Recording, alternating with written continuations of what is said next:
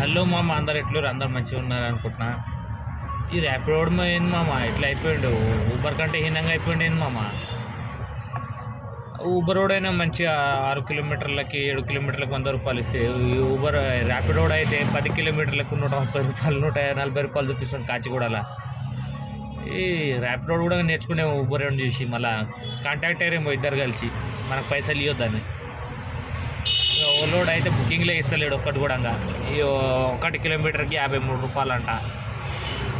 అమ్మ ఏం బుకింగ్లు ఇస్తున్నాడు, ఏం చేస్తున్నారు ఆటో డ్రైవర్లు? కొంచెం నడిపేటర్ బుకింగ్లు ఇచ్చినా మంచిగా ఉంటుంది.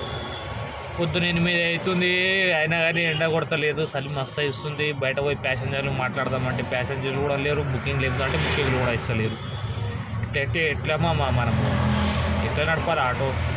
కొంచెం ఆలోచించురు మా కంపెనీ వాళ్ళు కూడా ఆలోచిస్తలేదు మన గురించి వాళ్ళు ఆలోచిస్తే మనకి మంచిగా ఒక రోజుకి కాదు కదన్నా, ఒక ₹200 ఒక 10-20 బుకింగ్లు ఇచ్చేదాన్ని అంతే కదా.